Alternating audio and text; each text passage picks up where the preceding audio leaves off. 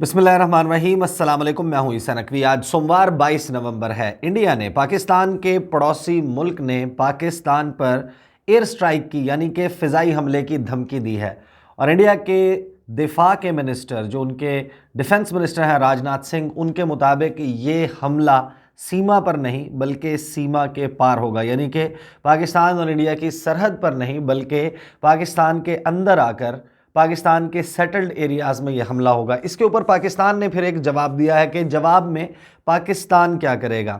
इस वीडियो में मैं आपके सामने एक तो एग्जैक्टली रखूंगा कि राजनाथ सिंह ने क्या कहा, और फिर उसके बाद उनके इस बयान को डी कोड करने की, बल्कि इसका पोस्टमार्टम करने की कोशिश करेंगे कि राजनाथ सिंह जो ये धमकी दे रहे हैं पाकिस्तान को, उनका वाकई मतलब ये है, इंडिया इस किस्म का कोई इरादा रखता है या फिर इस धमकी के पीछे मकासद कुछ और हैं। पहले मैं आपको बता देता हूं कि सैटरडे के दिन राजनाथ सिंह, मैं इसका हवाले से पहले भी बता चुका था कि उन्होंने जाना है और कुछ अहम पब्लिक रिलेशनिंग किस्म के जो पीआर इवेंट्स होते हैं वो अब होते हुए हमें इंडिया में नज़र आएंगे। राजनाथ सिंह गए उत्तराखंड में उन्होंने एक पब्लिक गैदरिंग से खिताब किया। वो एक इफ्तिताह के लिए वहाँ पर मौजूद थे। तकरीर उन्होंने बड़ी लंबी चौड़ी की। मैं आपके सामने एग्जैक्ट कोट रख देता हूँ।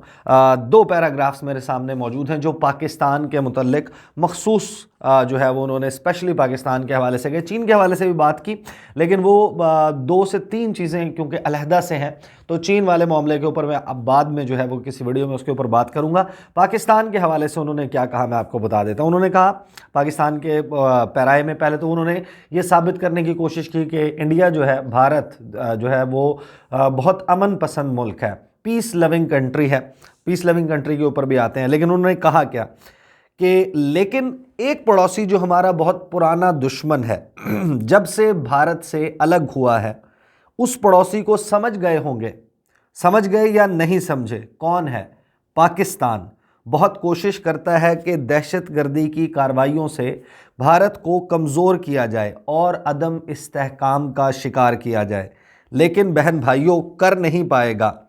अब हमने उसे संदेश दे दिया है कि अगर ज़्यादा गड़बड़ करोगे तो हम सीमा पर ही नहीं, हम सीमा के पार जाकर सर्जिकल स्ट्राइक भी कर सकते हैं, ज़रूरत पड़ी तो एयर स्ट्राइक भी कर सकते हैं। ये संदेश हम लोगों ने दे दिया है। भारत अब कमज़ोर भारत नहीं है।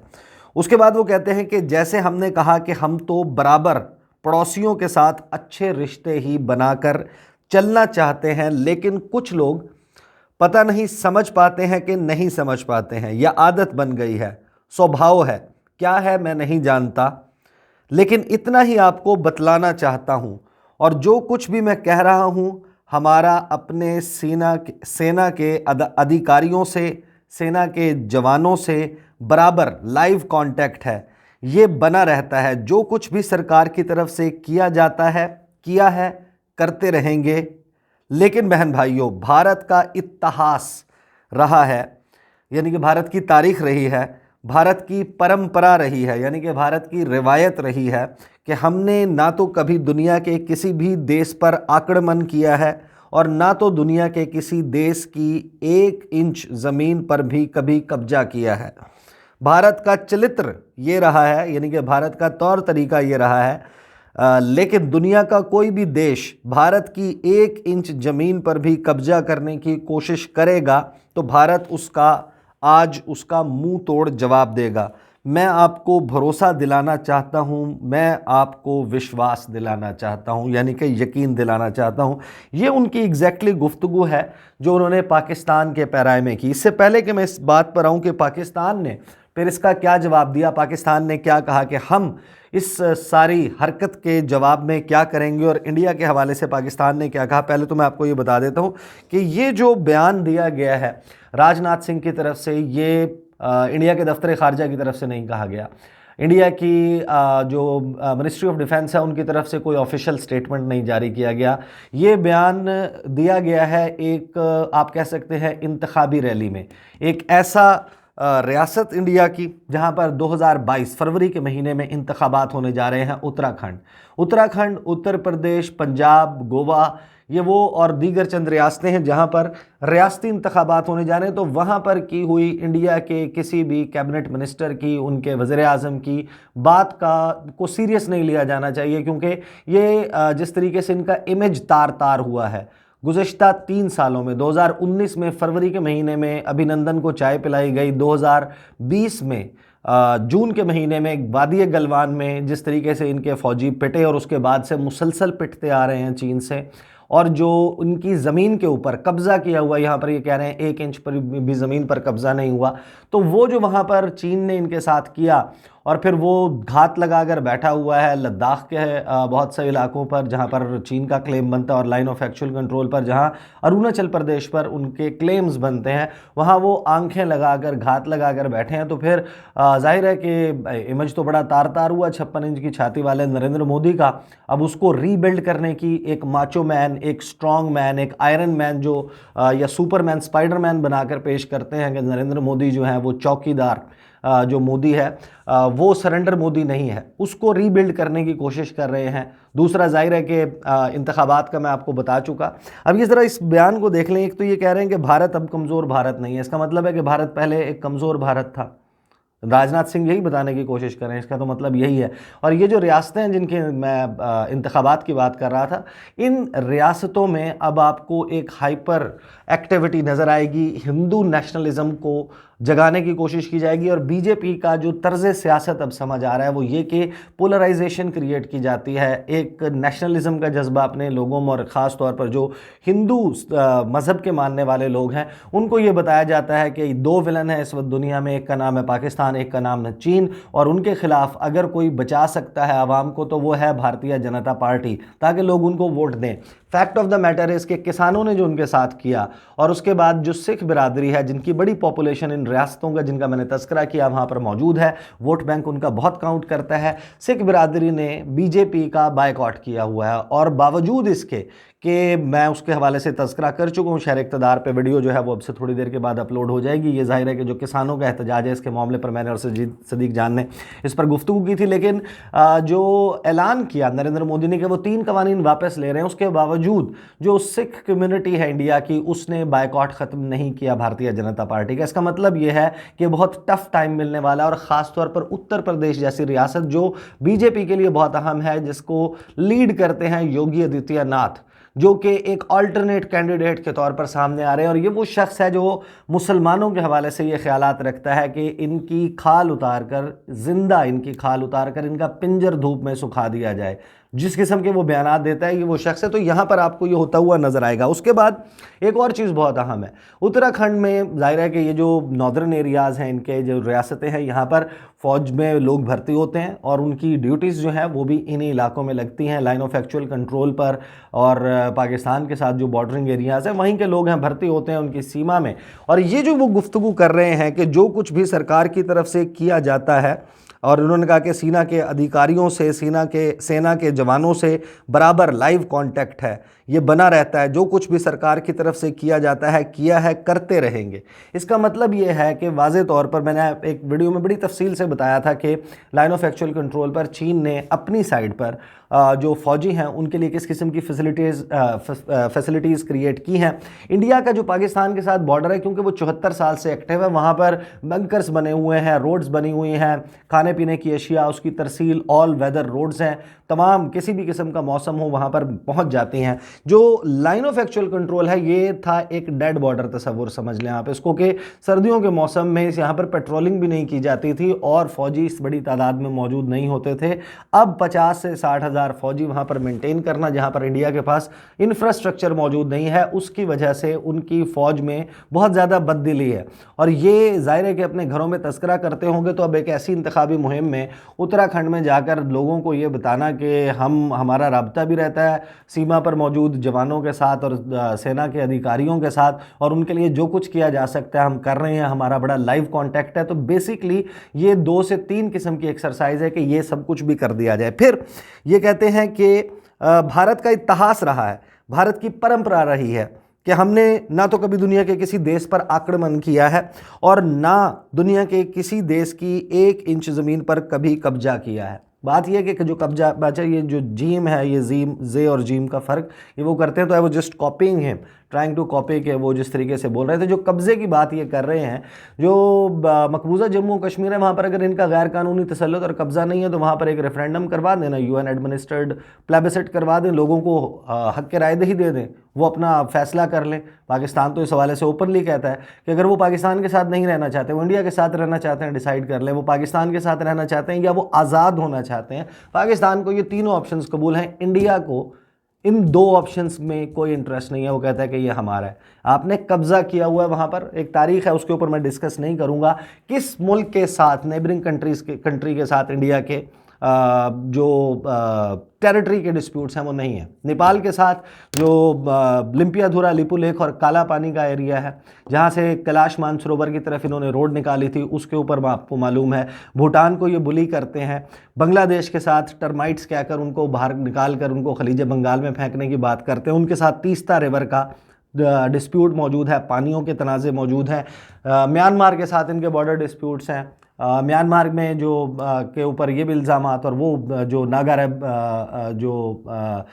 नागालैंड में जिनको ये नागा रेबल्स कहते हैं उनके हवाले से और दीगर रियासतों के हवाले से इनका म्यांमार के साथ मसला चलता रहता है, पाकिस्तान के साथ मौजूद है। फिर ये कहते हैं 1994 और 1962 की इंडियन पार्लियामेंट की करारदाद जिसके मुताबिक ये क्लेम करते हैं कि गिलगित बल्तिस्तान भी हमारा है, आज़ाद कश्मीर भी हमारा है और एक्साई चिन भी हमारा है, ये हम चीन से और पाकिस्तान से वापस लेंगे।